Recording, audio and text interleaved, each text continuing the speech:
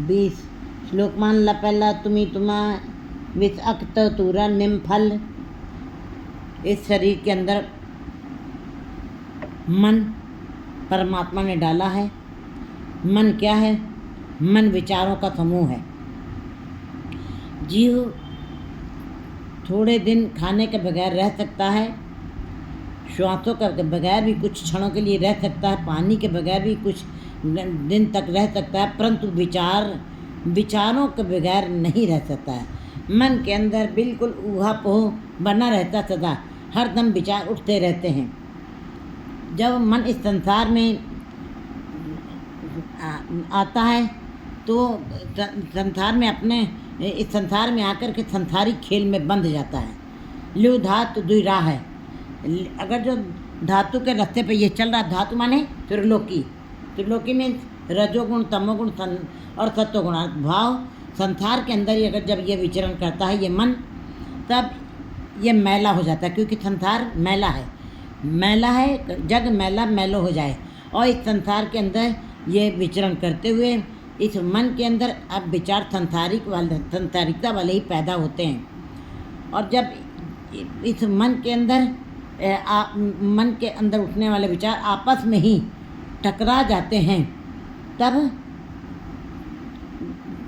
तब अशुभ विचार पैदा होते हैं और ऐसे जीव मनमुख कहलाते हैं। मनमुख माने मन को मुख रखे, मूर्छित हैं, जो अज्ञानी हैं, जिनको इस बात का आभास नहीं है कि इस संसार में के जीवन का उद्देश्य क्या है। वो केवल मन को ही मुख रख के बात करते हैं और मन को ही प्रधान मानते हैं। ऐसे जीव अज्ञानी हैं। लेकिन ऐसे अज्ञानी जीवों को गुरुजी ने उनकी निंदा की, किसके साथ? इन फलों के साथ की है। जैसे कि तुम भी विष, आक, धतूरा और नीम के फल कभी भी मिठास वाले नहीं हो सकते हैं। उनको चाहे जितना भी निर्मलताई वाली वस्तु से में डुबो दिया जाए, चाहे विष जहर को चाहे दूध में डाल दिया जाए, फिर भी वो अपना जहरीलापन ख़त्म नहीं होता उसके अंदर से।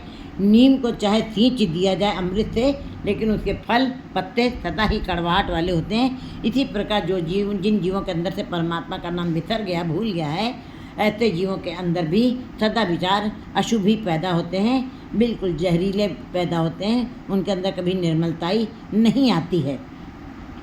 चाहे जितना भी उनको गुरुमुख जीवों के साथ की संगत में बैठा दिया जाए, उनकी कड़वाहट का मन और मुख दोनों से ही में ही बनी रहती है।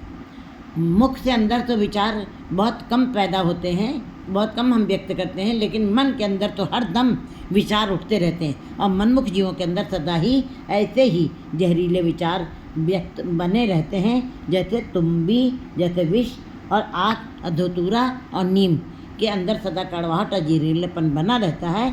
इसी प्रकार मनमुख जीवों के अंदर मन और मुख दोनों तरफ से वो कड़वा ही बोलते हैं, अच्छा नहीं बोलते हैं। नानक कहते हैं कि हम किसे कहें, सारा संसार ही ऐसे ही अशुभ विचारों से, पाप पुण्य के विचारों से घूमता फिर रहा है। एक